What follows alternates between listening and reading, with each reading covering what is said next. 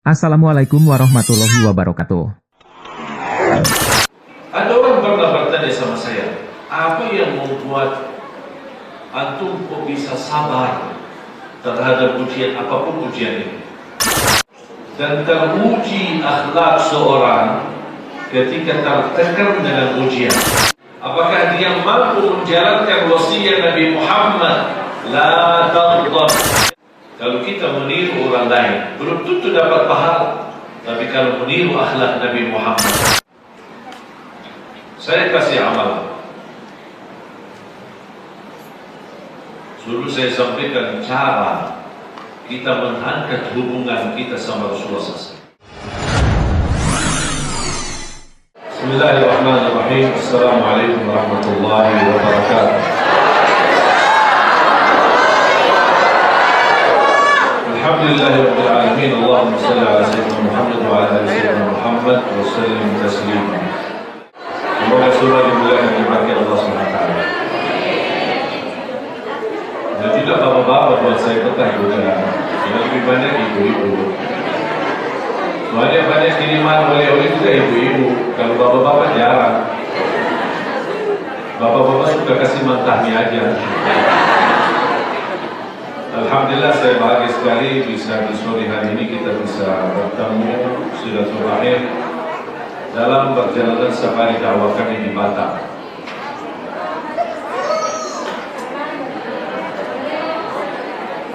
Bapak Ibu jemaah sekalian,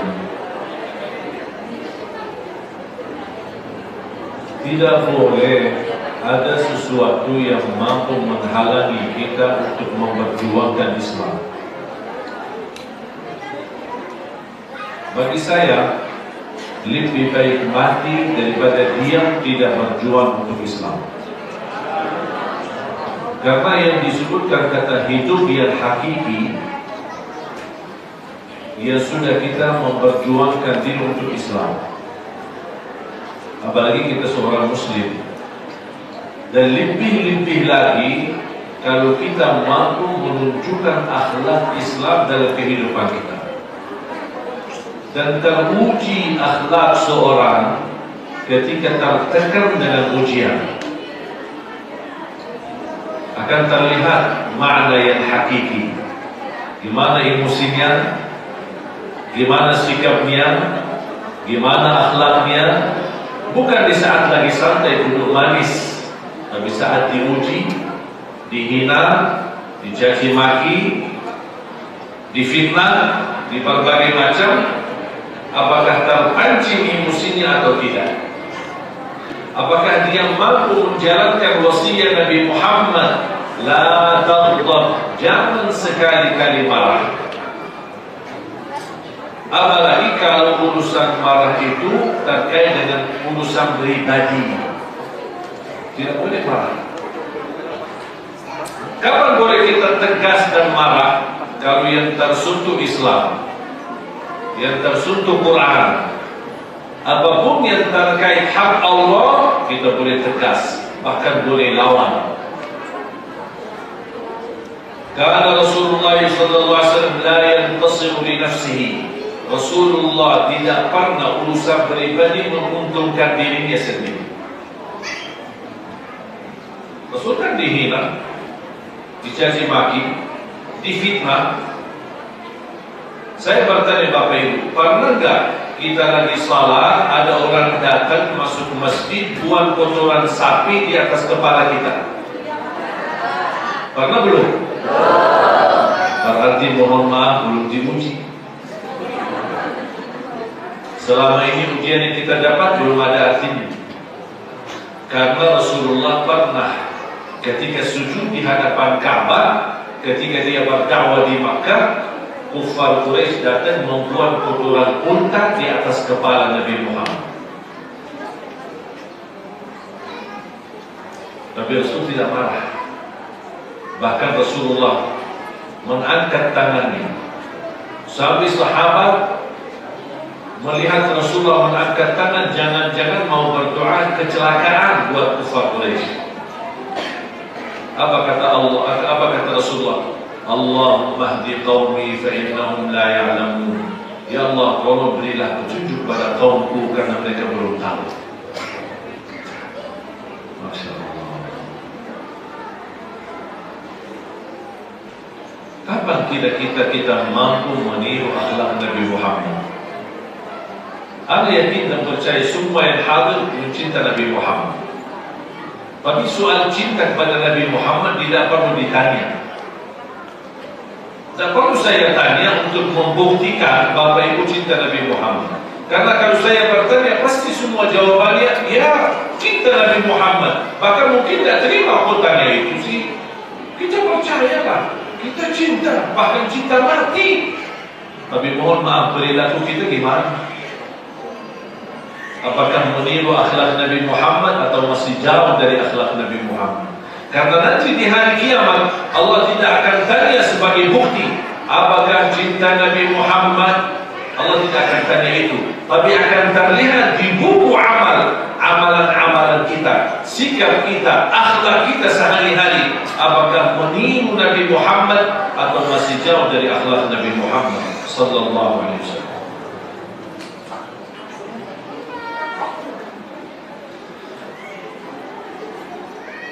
Ujian yang apapun kita hadapi, sekecil dan sebesar apapun, tidak boleh membatai semangat kita.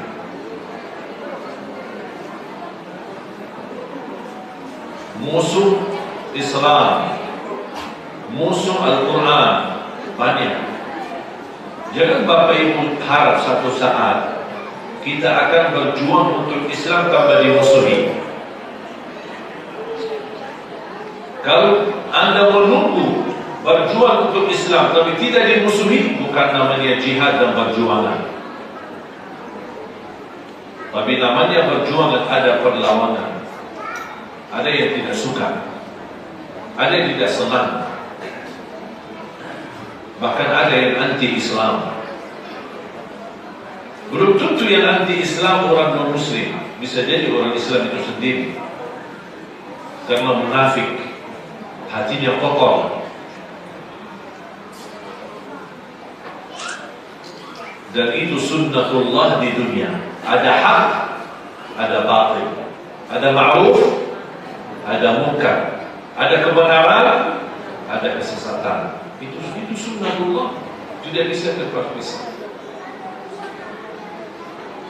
Dan Allah sudah menjanjikan akan Allah sempurnakan cahaya Islam walaupun orang kafir membencinya.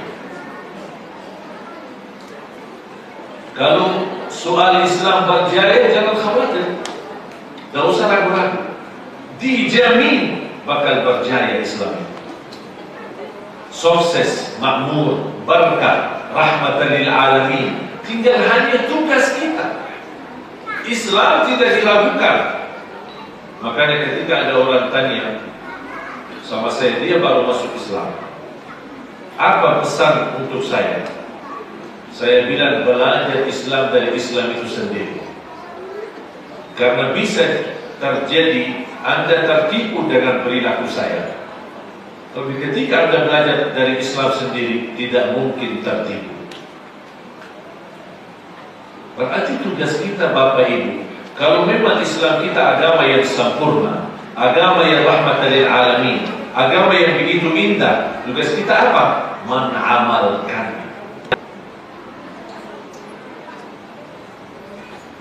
Sebenarnya semua para hadirin Bapak Ibu, semuanya dai. Ini semuanya dai, berdakwah. Dan orang menjadi dai tidak harus punya ilmu besar, tidak harus tamat S1, itu S2 atau S3. Dai bisa menyampaikan walaupun satu ayat. Balighu anni walau ayat. Sampaikan walaupun satu ayat. Sudah baca satu ayat, sudah bisa pahami, silakan sampaikan. Itu termasuk dakwah. Dan kita membawa akhlak Nabi Muhammad, itu dakwah. Orang caci maki kita dan kita tidak balas, itu dakwah. Dan ketika kita menahan, tidak mau membalas, bukan berarti kita takut. Kita tidak takut. Kita bukan tidak mampu melawan dan tidak mampu menghadapi segala tantangan. Cuma kita memilih, saya pribadi memilih akhlak Nabi Muhammad. Ketika Nabi Muhammad tahun 8 Hijriyah berpuasa di Makkah, coba Bapak Ibu bayangkan betapa rasa sakitnya Nabi Muhammad. Makkah tempat kelahiran Nabi Muhammad, rumah pertamanya Nabi Muhammad, keluarganya ada di Makkah, berdakwah mulai di Makkah. 40 tahun sebelum jadi Nabi sangat dekat dengan lingkungan termasuk kufar Quraisy. Bahkan mendapatkan gelar As-Sadiqul Amin. Ini sebelum jadi Nabi. Sebelum jadi Nabi sudah mendapatkan gelar itu di tengah masyarakat Makkah. As-Sadiqul Amin, orang yang paling jujur dan amanah. Bahkan kalau ada kufar Quraisy yang punya harta, berlebihan harta di rumahnya, dia tidak berani simpan di rumah, takut ada orang maling. Simpannya di mana? Di rumah Nabi Muhammad. Dan mereka datang kepada Rasul, ya Rasulullah, kami punya harta, tolong simpan. Ya Muhammad, sebelum jadi Nabi, ya Muhammad, simpan harta kami. Mereka percaya. Dan Rasulullah simpan. Ketika turunnya wahyu pertama kali, dan Rasulullah menjadi Nabi di usia 40 tahun. Dan mulai dari jadi Nabi berarti mulai perjuangan kita. Jangan ada yang merasa diri sudah 40 tahun sudah tua dan sudah tidak bisa belajar. Justru para Nabi mulai wahyunya dan perjuangannya mulai dari usia 40. Islam tidak kenal usia muda atau tua.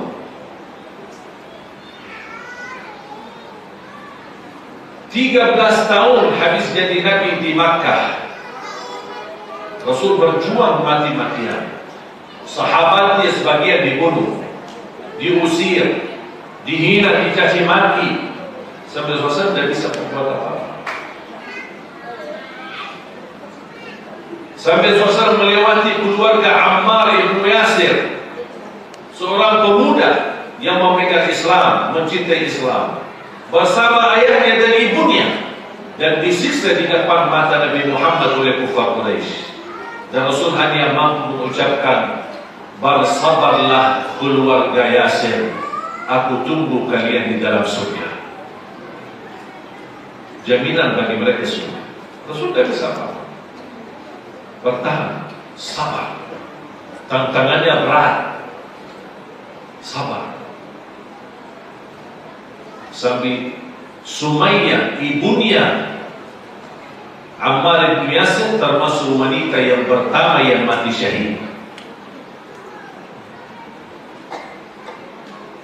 Ditusuk sampai mati di bagian rahimnya. Bapaknya Ammar bin Yasir radhiyallahu anhu sama juga dibunuh. Kita belum apa-apa, Bapak Ibu. Bayangkan kalau ada di antara jamaah sekalian seorang pemuda di depan matanya dibunuh bapaknya atau ibunya dan dia tidak bisa apa-apa. Kira-kira gimana perasaannya? Kita belum diuji.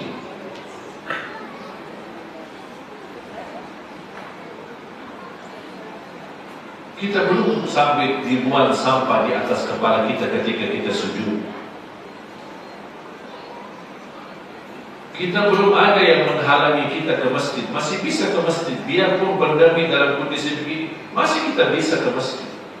Sambil kita menjaga dan waspada, masker, juga menjaga kebersihan, menjaga jarak. Walaupun terlanjur kita jaga jarak. Ya kita, sebenarnya kita belum apa. Ujian COVID-19 corona ini sebenarnya belum apa. Ada orang pernah bertanya sama saya, apa yang membuat antum kok bisa sabar terhadap ujian apapun ujian ini, termasuk saat ditusuk? Saya jawab sederhana. Apapun musibah yang saya hadapi, saya bandingkan dengan musibah yang didapat oleh Nabi Muhammad. Kira-kira mana yang lebih besar, Nabi Muhammad atau saya? Ternyata musibah yang didapat oleh Nabi Muhammad adalah lebih besar. Makanya saya kalau ya berarti saya kecil itu. Tak ada artinya.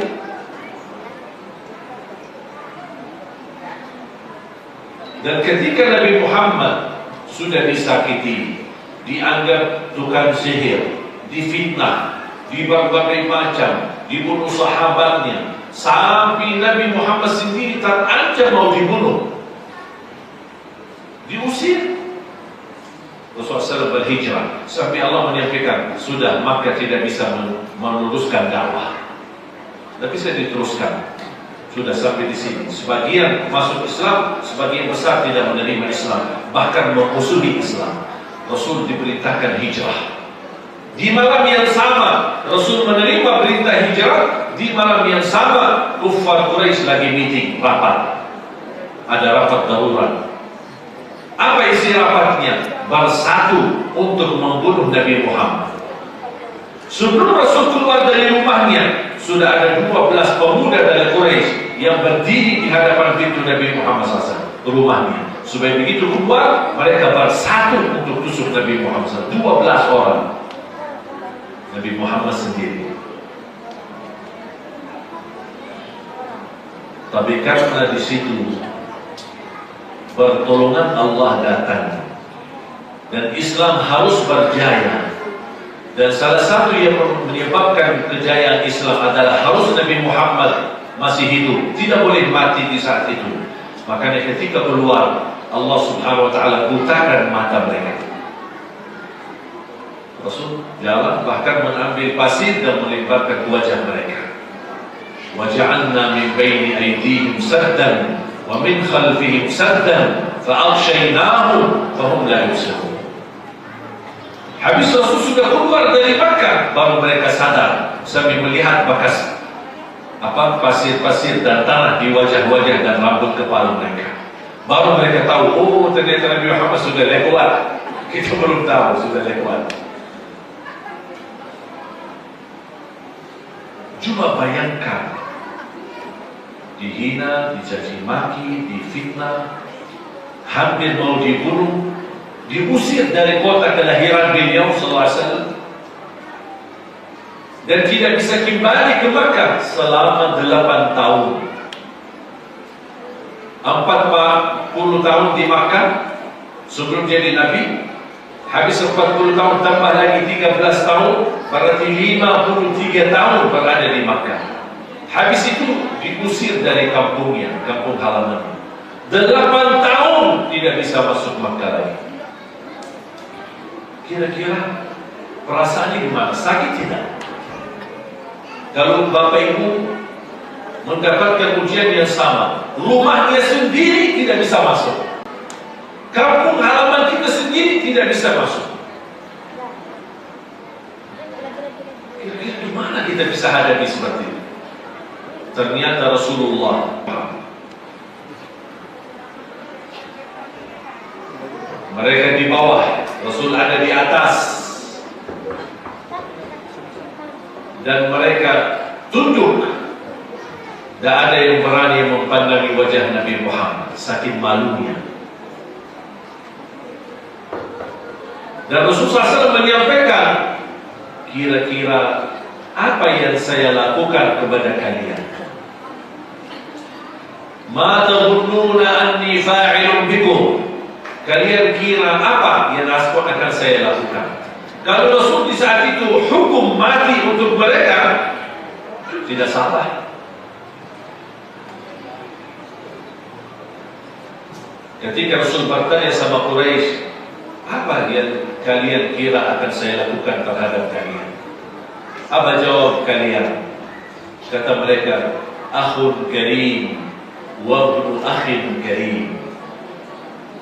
Engkaulah saudara kami yang mulia, dari keturunan yang mulia. Subhanallah. Kemarin difitnah, sekarang kok dibilang saudara mulia. Kemarin dihina, sekarang kok berubah sikapnya. Berarti Rasulullah di posisi kuat, di posisi penguasa, di posisi bisa balas dendam. Tapi kata Rasulullah, idhabu fa antum tulaqa, pergilah kalian dibebaskan. cara Nabi Muhammad kalau mau dia lakukan, paling tidak minimal maksakan kufar Quraisy masuk Islam. Ayo, kalau sudah begini, saya sekarang yang berkuasa. Ayo, masuk Islam atau kalian dibunuh. Bisa nggak jadi begitu? Tapi Rasul tidak begitu. Bebas. Aku maafkan dan kalian bebas. Dia mau masuk Islam silakan, yang tidak mau masuk Islam silakan. La ikraha fid din. Tidak ada kepaksaan dalam agama.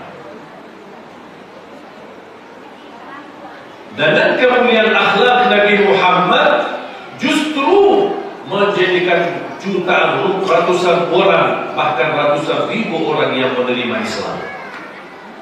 Sampai turunnya ayat Allah, "Idza jaa nasrullahi wal fath wa ra'aitan nasa yadkhuluna fi dinillahi afwaja." Melihat manusia berlomba semua masuk Islam. Fasabbih bihamdi rabbika wastaghfir innahu kana tawwaba. Sallallahu alaihi wasallam.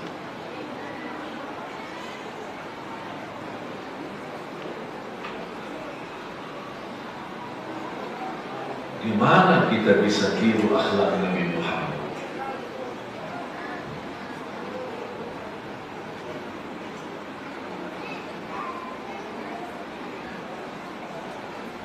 Kira-kira berat nggak kita meniru akhlak Nabi Muhammad?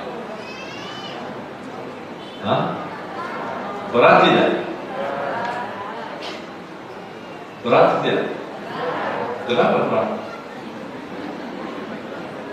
Justru saya merasa lebih enteng akhlak Nabi Muhammad. Mudah dilakukan. Yang penting kita mau. Kita mau, itu aja. Kalau ada kemauan pasti bisa. Nah, ada yang mampu, apalagi itu Nabi Muhammad, idola kita, figur kita, imam kita, teladan kita. Sekarang pemuda-pemuda kan mencari idola. Apa pakaian mereka, apa makanan mereka, apa sehari-hari mereka diikuti. Walaupun mereka tidak begitu kenal. Masa kita umat Nabi Muhammad yang memiliki Nabi yang termulia akhlaknya, Nabi yang termulia manusianya, Nabi yang termulia di sisi Allah Subhanahu, bahkan yang paling dicintai oleh Allah, masa kita tidak berkenan menjadikan idola kita, imam kita, contoh yang baik? Kalau kita meniru orang lain, belum tentu dapat pahala. Tapi kalau meniru akhlak Nabi Muhammad, terjamin dapat syafaatnya Nabi Muhammad SAW.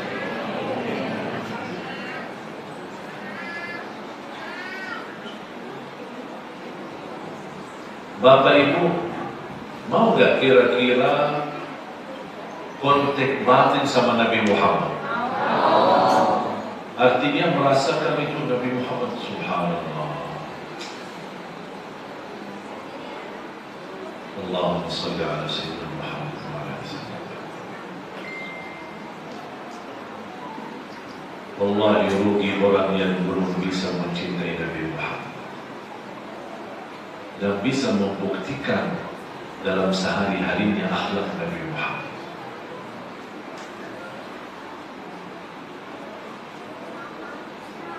Perbicaraannya bicaraan Nabi Muhammad, pandangannya pandangan Nabi Muhammad, jalannya jalannya Nabi Muhammad, sehari-harinya seperti Nabi Muhammad.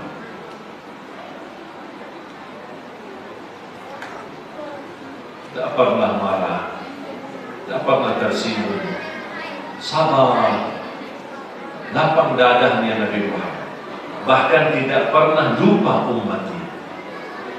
Umat Nabi Muhammad jumlahnya miliaran. Satu orang mampu memfikirkan dan peduli pada umat yang miliaran. Tapi mohon maaf, miliaran umatnya belum mampu bersatu untuk memperhatikan Nabi Muhammad. Bayangkan jemaah sekalian, kalau kita semua mampu meniru akhlak Nabi Muhammad, wallahi akan Islam semakin maju, semakin jaya. Negeri kita akan semakin adem, semakin barakah, semakin makmur.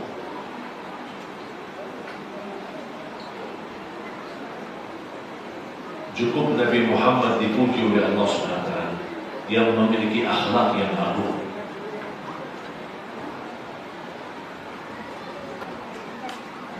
Saya kasih amalan. Dulu saya sampaikan cara kita mengangkat hubungan kita sama Rasulullah SAW. Ada seorang bercita-cita mimpi Nabi Muhammad. Dia datang kepada gurunya, seorang ulama besar. Guru, aku ingin mimpi Nabi Muhammad. Gimana sih? Dikasih. Dia jalankan sunnah Nabi Muhammad. Jaga puasa yang disukai Nabi Muhammad. Memperhatikan Al-Quran. Berbanyaklah salawat. Dikasih amalannya. Dia amalkan. Sekian lama dia kembali bertemu dengan gurunya. Dan gurunya tanya, sudah berhasil mimpi Nabi Muhammad? Belum. Kok belum sih? Sudah puasa Isnin Kamis? Sudah. Sudah menjalankan sunnah? Sudah. Sudah bersalawat? Sudah. Belum mimpi? Belum. Berarti ada sesuatu. Karena masalahnya bukan hanya terkait sunnahnya atau amalannya, tapi ada satu hal yang perlu kita tingkatkan. Akhirnya guru mengajak muridnya bermalam di rumahnya. Insya Allah nanti kamu bisa mimpi Nabi Muhammad. Murid dalam rasa bangga, saya bisa bermalam di rumah guru saya. Pasti saya mimpi Nabi Muhammad di situ. Dia pikir mungkin ada sesuatu di rumah gurunya, maka dia bercita-cita mimpi Nabi Muhammad di rumah gurunya. Pas begitu sampai, guru menyampaikan kepada istrinya, siapkan makanan. Makan buat muridnya datang ke rumah. Tapi guru berpesan kepada istrinya, tolong banyakin garam dimasakkan makanan ini supaya rasanya jadi asin. Guru bawakan makanannya dan murid mulai makan. Begitu dia makan, asinnya. Tapi malu mau bilang sama guru, maaf asinnya. Tapi dia diam. Gurunya sambil menunjukkan, ayo cepat habisin. Katanya mau mimpi Nabi Muhammad. Ya, habis. Maka dia kira jangan-jangan makan asin ini bisa membawa saya mimpi Nabi Muhammad. Malah dia habisi. Kan asin kan? Gara-gara terlalu banyak makan asin, apa yang terjadi? Haus. Betul? Dia minta air.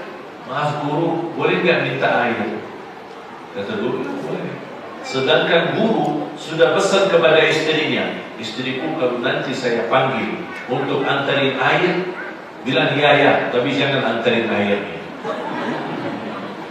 Guru, istri bawa air, ya, jadi bawa-bawa.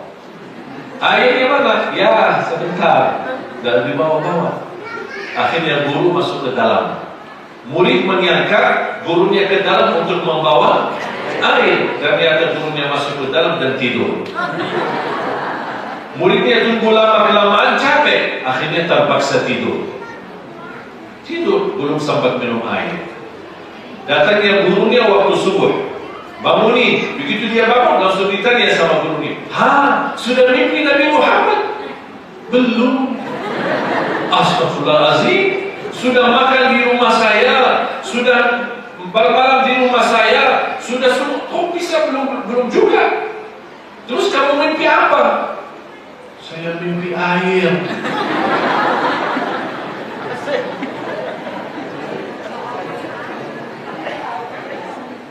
Oh, mimpi air. Lalu gurunya memberikan pesan, karena kamu terlalu haus air, makanya sambil terbawa mimpi air. Kamu belum haus merindukan Nabi Muhammad, makanya belum terbawa mimpi Nabi Muhammad. Sudah paham Bapak Ibu? Bagaimana kita bisa meningkatkan rasa rindu, haus merindukan Nabi Muhammad? Nabi Muhammad sudah meninggal dunia 1400 tahun.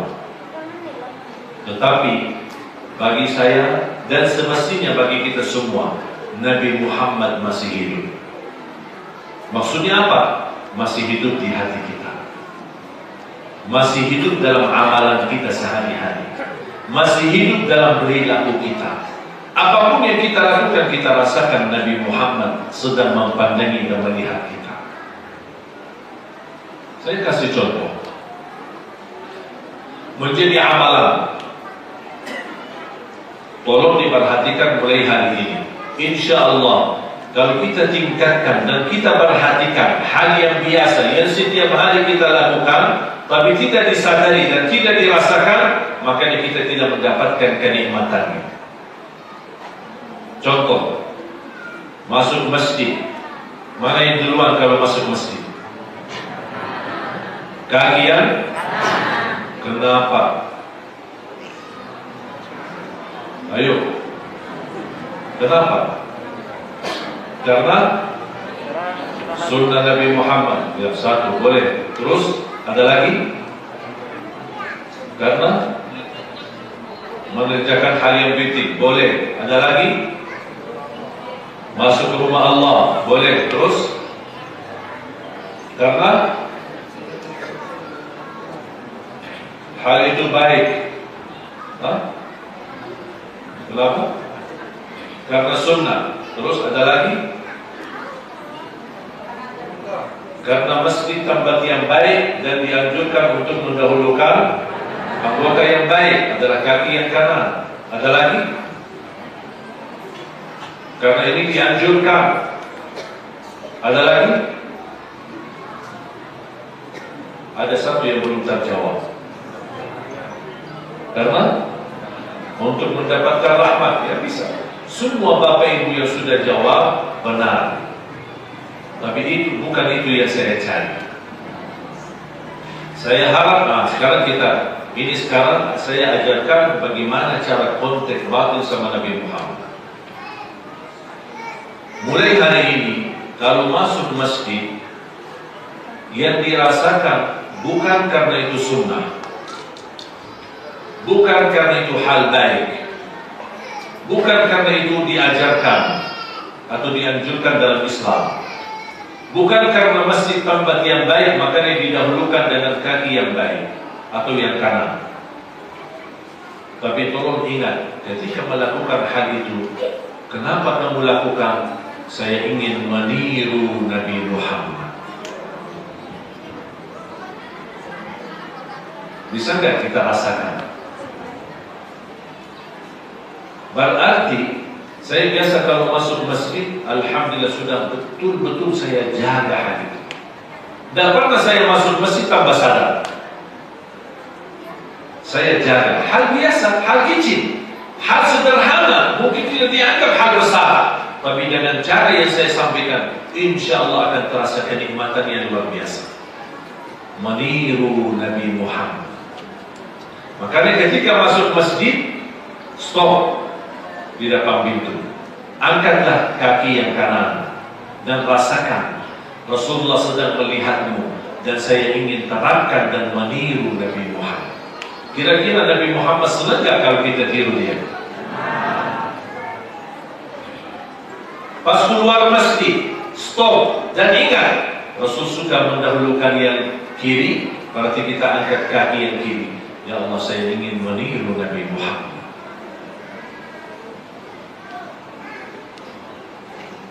Kalau berpakaian, setiap hari berpakaian, pernah tidak kita sadari? Sederhana, hal kebiasaan, rutin kita lakukan, tapi pernah tidak kita rasakan itu? Setiap saya berpakaian, baju dalam maupun baju di luar, saya selalu tingkatkan. Ya Allah, saya ingin meniru Nabi Muhammad. Masukin tangan yang kanan dulu, baru yang kiri. Itu cara Nabi Muhammad berpakaian. Dan kita lakukan ini bukan karena itu sunnah, bukan karena itu baik, bukan karena itu dianjurkan, tapi tingkatkan. Saya ingin meniru Nabi Muhammad.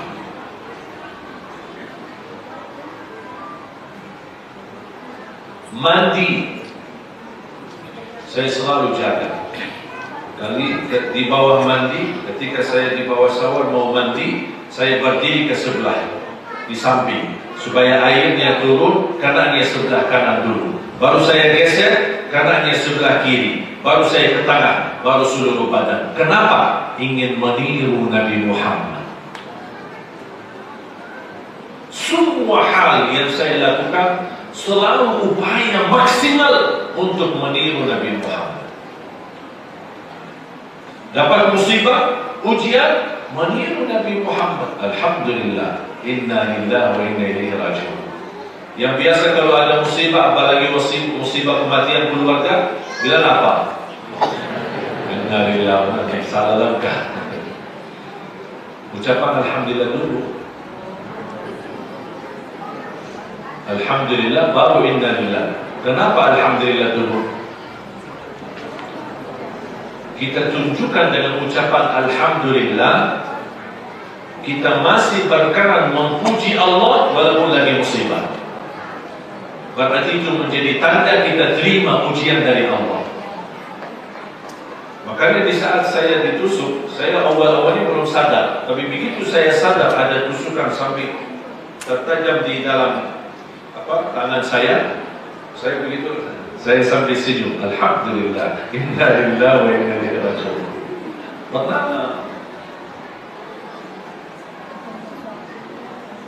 Alhamdulillah, inna lillahi wa inna ilaihi raji'un. Pernah satu kejadian 4 tahun lalu, dicuri mobil saya.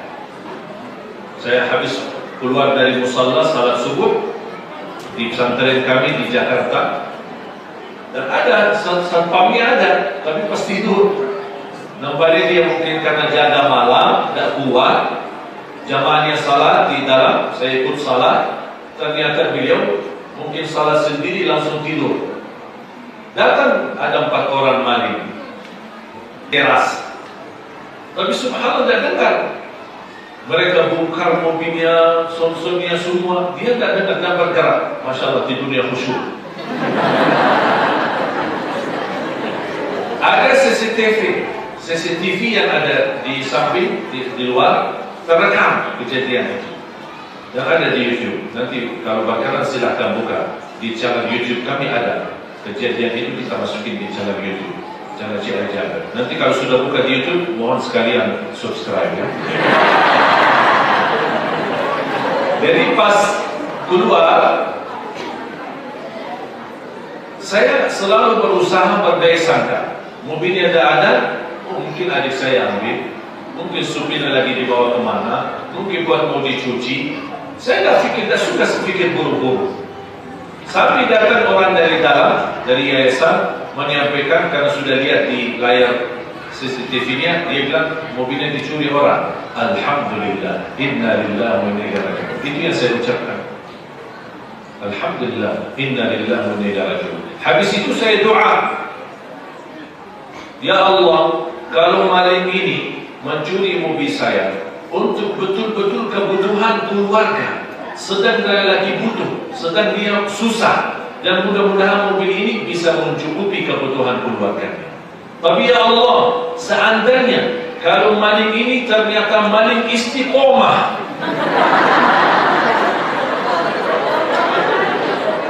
ya Allah, jadikan ini pencurian yang terakhir dan bukakanlah pintu taubat untuk dia. Itu doa saya. Ternyata tidak sampai 2 minggu kemudian ditangkap orangnya dan terbukti dia maling istiqomah. Tapi alhamdulillah menjadi terakhir karena dipertemukan 35 mobil dia curi bersama timnya. Tapi jadi taubat. Pas ditanya polisi, kamu tahu mencuri komisi apa? Ya, baru saya tahu di TV. Karena masuk di CCTV, dimasukin ke YouTube, sudah langsung diambil oleh stasiun TV, TV One dan lain semua jadi berita, heboh, viral. Kemana-mana, sampai polisi telepon, kenapa sih sudah lapor? Saya bilang, lapor buat apa? Saya tidak suka lapor. Saya sudah lapor sama Allah, Allah yang urus. Karena saya lapor polisi tidak akan merubah takdir. Sekarang polisi sudah tahu, ya udah jalani tugas saja. Akhirnya ditangkap orangnya dan ditanya, mana uangnya? Sudah jual. Mana uangnya? Saya sedekahin. Habis saya tahu uang itu mobil Syekh Jabir, saya tidak berani pakai uang itu. Masya Allah, ternyata Malik istiqomah tapi saleh.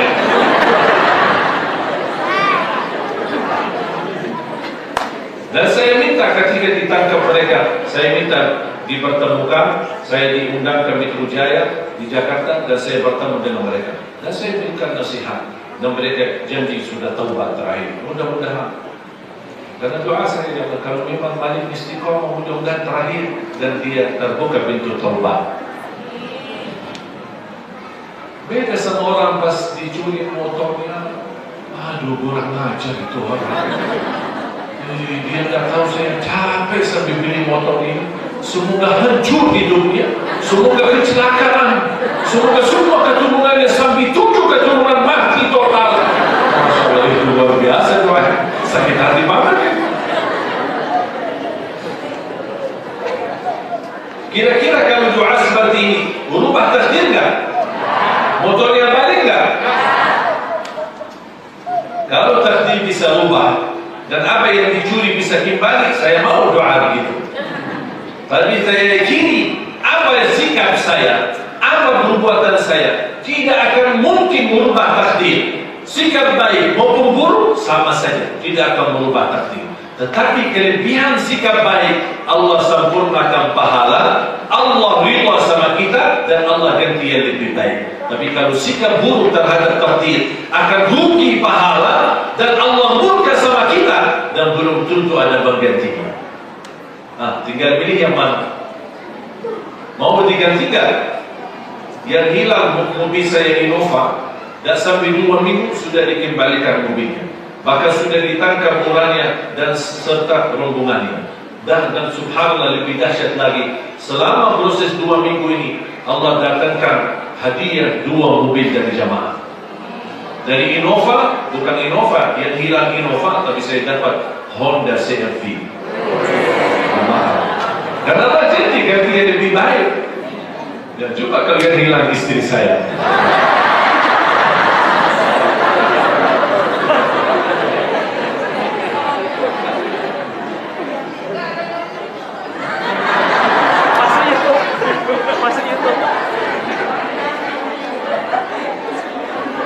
Ada satu cerita terjadi sama Ummu Salamah.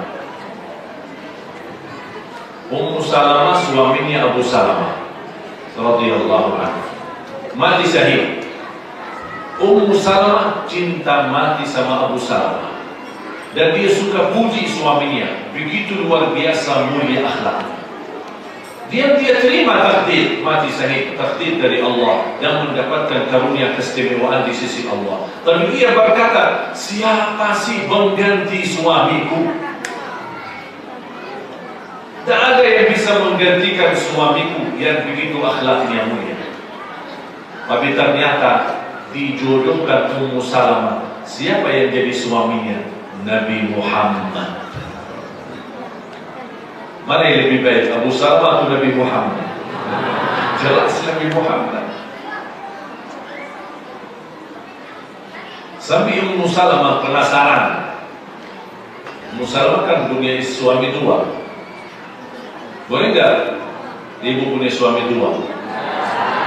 Boleh enggak? Boleh enggak? Kalau suami pertama mati?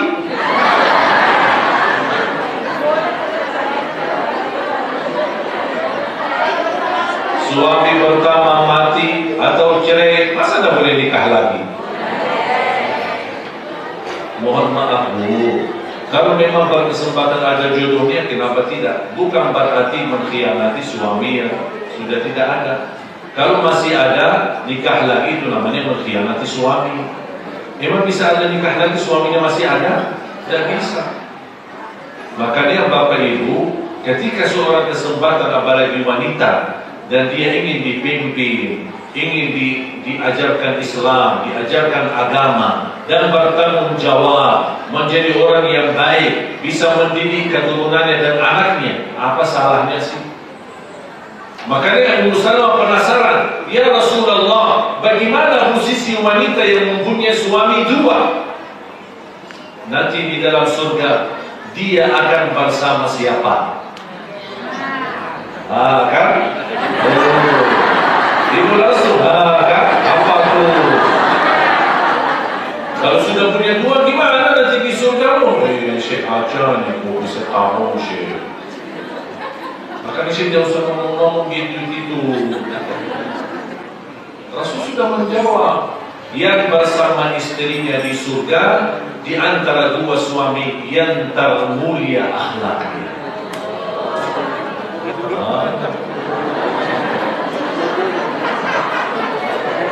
Penasaran ya? Yang belum berjodoh, mudah-mudahan dapat jodoh yang termulia akhlaknya.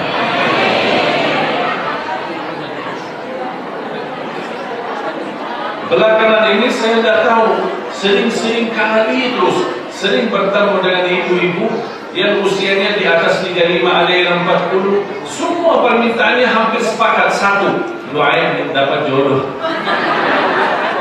Saya, Bu, emang belum nikah?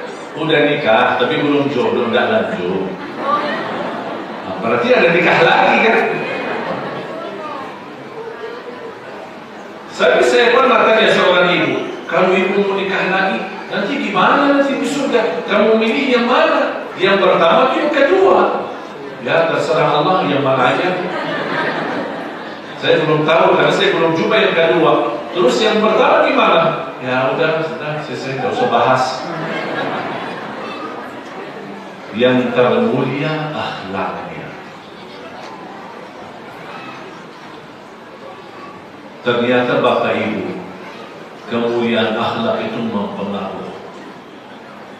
Bahkan dengan kemuliaan akhlak kita bisa meraih derajat tinggi di dalam surga Allah, melebihi derajat ahli puasa dan ahli tahajud. Allahu Akbar. Aqrabukum minni majlisan yawmal qiyamah ahasinukum akhlaqa. Kata Rasulullah SAW di hadis yang sahih, orang yang paling dekat kepadaku hari kiamat yang termulia akhlaknya. Bahkan Nabi Muhammad diutus oleh Allah untuk apa? Innama bu'ithu liutammima makarimal akhlak. Aku diutus oleh Allah untuk satu, menyempurnakan akhlak. Bapak Ibu, kalau boleh saya padatkan agama. Saya belajar agama dari A sampai Z. Isi Al-Quran dari Al-Fatihah sampai An-Nas. Saya kumpulkan semua ajaran Islam, semua rangkaian Islam, saya jadikan satu dan saya padatkan untuk mengambil satu tema, dan kesimpulan tidak akan menemukan yang lebih mulia daripada kemuliaan akhlak. Itu inti daripada Islam. Bermulia akhlak ketika berhubungan sama Allah, bermulia akhlak di hadapan Rasulullah, bermulia akhlak saat salat, bermulia akhlak di rumah, bermulia akhlak bersama istri, bermulia akhlak bersama suami, bermulia akhlak sebagai ayah, bermulia akhlak sebagai ibu, bermulia akhlak dengan tetangga, bermulia akhlak sesama muslim, bermulia akhlak sesama non muslim, bermulia akhlak ketika berbisnis, bermulia akhlak dimanapun berada. Selalu tingkatkan kemuliaan akhlak. Itu inti daripada ajaran Islam.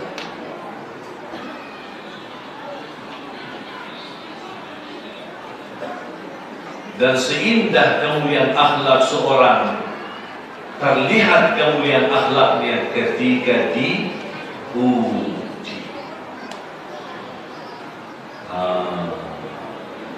Gimana sikapnya pas marah? Ada satu cerita saya pernah baca, sebuah kisah. Tapi saya tidak menemukan apa cerita itu ada sanad yang sah atau tidak. Tapi kan sebuah cerita. Ulama membolehkan menceritakan sesuatu yang bisa memberikan makna dan kesan, tapi tidak dikaitkan dengan ibadah, itu tidak apa-apa. Cerita sehari-hari misal contoh. Saya pernah membaca Nabi Muhammad SAW ketika pulang ke rumahnya meminta sama istrinya Siti Aisyah sediakan minum. Madinah musim panas, panasnya tinggi, haus waktu siang hari, Siti Aisyah menyediakan minum yang dingin, yang sejuk. Tapi Siti Aisyah ketika membawa minum, dia sakit mungkin sibuk dalam urusan rumah tangga, daripada taruh gula dia taruh garam. Sampaikan minum kepada Rasulullah SAW minum. Siti Aisyah lanjut urusan rumah tangga. Ketika Rasulullah SAW minum, asing. Masalah enggak? Ada masalah. Tapi coba lihat sikap Nabi Muhammad mengatasi masalah. Ya Humairah. Apa itu ya Humairah? Panggilan Siti Aisyah. Makanya saya selalu bilang sama jemaah, tolong Bapak Ibu buatkan nama panggilan khusus untuk suami, dan suami memberikan nama panggilan untuk istri. Saya punya nama panggilan khusus istri saya memanggil itu. Saya tidak kasih tahu ya. Saya juga punya nama panggilan kepada istriku. Itu dia selalu, dan isinya menunjukkan rasa cinta dan rasa kasih sayang. Ibu kalau bapaknya, suaminya agak hitam sedikit, ya tidak apa-apa, hitam manis. Coklat yang aku suka. Kata-kata kira-kira yang mengenangkan hati. Seperti Nabi Muhammad, Ya Humairah, yang putih yang ada merah-merahan. Siti Aisyah menjawab, labbaik, dan langsung datang. Coba cara Nabi Muhammad. Ya Humairah, ayo sini. Temani saya minum. Temani saya. Rasul ingin memberitahu, tapi tanpa menyakiti perasaan istrinya. Siti Aisyah dalam senang hati. Bahkan Siti Aisyah suka di mana bekas bibirnya Nabi Muhammad diikuti. Dan kemudian dia minum. Habis dia minum, asing. Sudah Rasul menyampaikan pesan tanpa dinyakiti perasaannya. Kira-kira terulanglah lagi. Kalau terjadi, tidak akan terulang karena sudah mendapatkan pelajaran. Kira-kira gimana sikap kita? Istri bawa kopi malam-malam kepada suaminya. Mungkin pusing urusin anak, apalagi anak bayi, stres. Dia lupa taruh garam. Bawakan kepada bapak, maaf saya urus anak ya, bapak minum dulu ya. Pas bapak minum asing, kok kopi asing. Biasanya kita kenal kopi pahit atau kopi manis, kok ini kopi asing. Panggil, cara panggilan, kamu kemana? Datang di sini, kenapa Pak? Apaan kok kopi sudah 20 tahun kita nikah, kok kopi aja gak bisa? Bukan saya mau nikah lagi. Gak urusan kopi mau nikah lagi. Sama juga dengan kadang-kadang kita heran terhadap sikap istri terhadap suami. Suaminya orang baik, jujur, tapi terjadi satu kali mungkin telat malam hari, HP-nya tidak bisa ditelepon, lowbat baterainya habis. Beliau pulang malam sudah capek cari nafkah dan rezeki. Pulang malam hari ditanya panjang lebar. Kok bapak ditelepon tidak bisa diangkat, tidak bisa ditelepon sih? Ya maaf Bu, casnya habis. Masa tidak bisa cari cas? Ya salah, saya tidak cari cas. Emang kemana sih malam-malam? Akhirnya dari tahajud berangkat sampai subuh.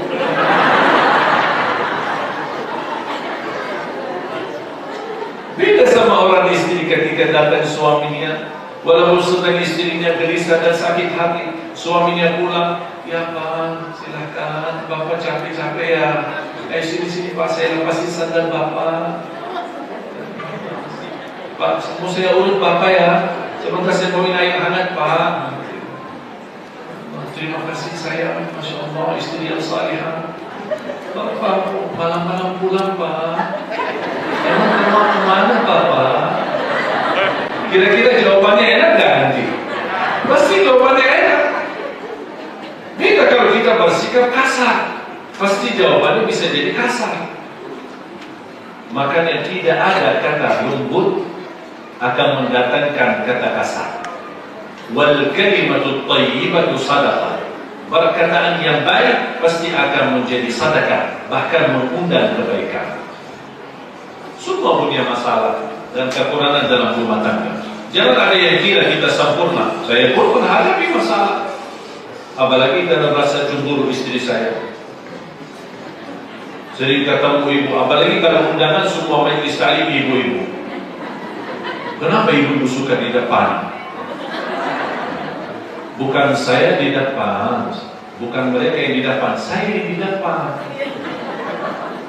Kemudian ini namanya majelis taklim ibu-ibu. Apalagi kalau ada kiriman dari jamaah, ada yang kirim buah, ada yang berikan kue, ada yang beri kek, ada macam-macam. Ditanya, aku kirimannya mana? Ini dari mana? Dari ibu-ibu. Terus yang itu? Dari ibu-ibu. Terus yang itu? Ibu-ibu. Kok semuanya kiriman ibu-ibu? Enggak semuanya. Yang itu dari bapak-bapak. Udah santai aja, relax. Ternyata yang dikirim oleh bapak-bapak yang terbagus. Makanya dia senang. Ya udah yang dari bapak saya ambil. Karena apa?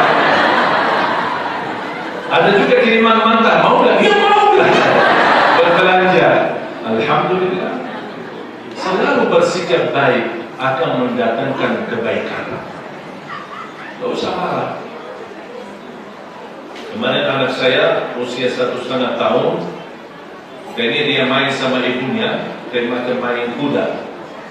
Dia naikin ibunya, kemudian jatuh, ada sedikit keselio tangannya pas dia jatuh. Yang mendatangkan musibah Allah, kita harus bersikap puji Allah, walaupun lagi susah, walaupun lagi musibah. Itu yang harus kita belajar.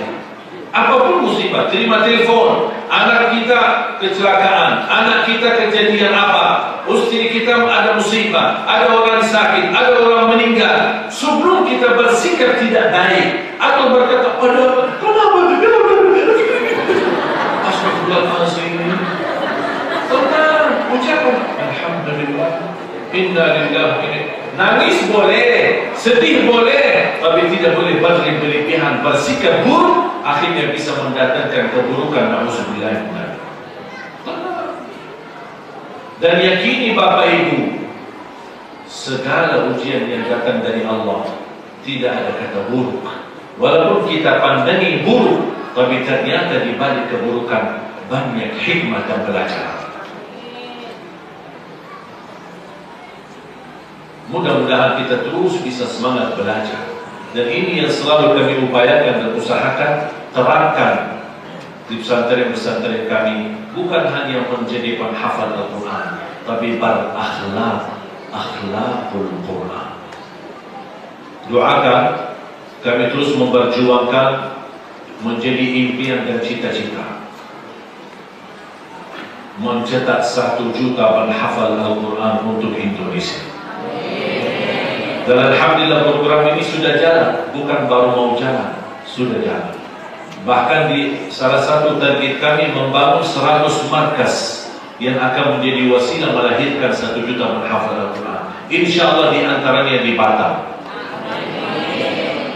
Dan sudah kita bangun di beberapa titik, di Bogor, di Puncak, di Jakarta, di Lombok, bahkan sampai di Bali, di beberapa kabupaten di Jawa Tengah dan Jawa Timur. Dan kemarin baru saja kita meletakkan batu pertama di Pekanbaru, Riau, dan kemudian lanjut insya Allah di Batam. Dan alhamdulillah luar biasa. Bahkan kami mendapatkan respon yang sangat luar biasa. Jamaah terbanyak yang ikut bergabung dalam perjuangan mencetak 1 juta penghafal Al-Quran, warga Islam di Manado. Sebelum saya ke sana, saya mendapatkan informasi Islam sama non-Muslim memang hampir kurang lebih sama. Mungkin bisa saja non-Muslim yang melebihi dari segi jumlah beberapa persen.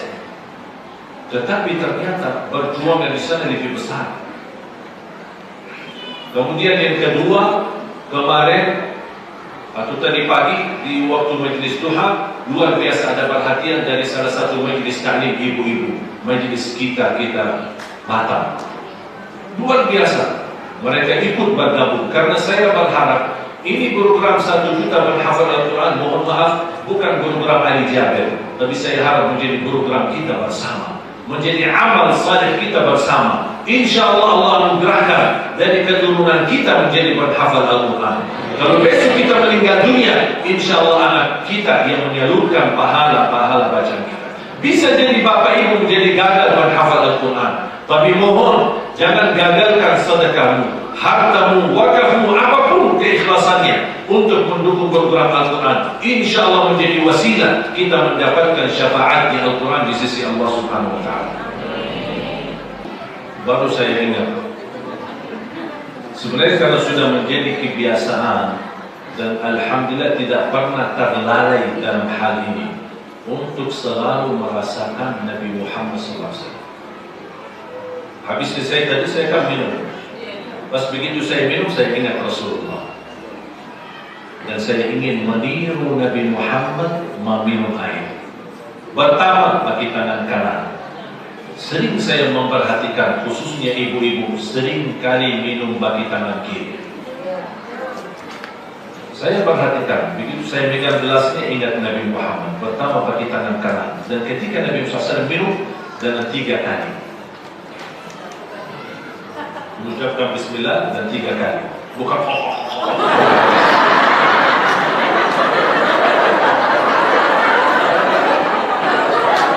kita inginkan tiru akhlak Nabi Muhammad. Mohon hal-hal yang sederhana yang dianggap kecil, tolong disitulah mulai kita meniru Nabi Muhammad. Insya Allah semakin mudah kita terapkan, insya Allah akan selama-lama kita akan hal yang besar menjadi mudah kita lakukan. Faham? Terima kasih. Semoga bermanfaat yang sudah subscribe. Semoga diberikan kesehatan dan keberkahan. Wassalamualaikum warahmatullahi wabarakatuh.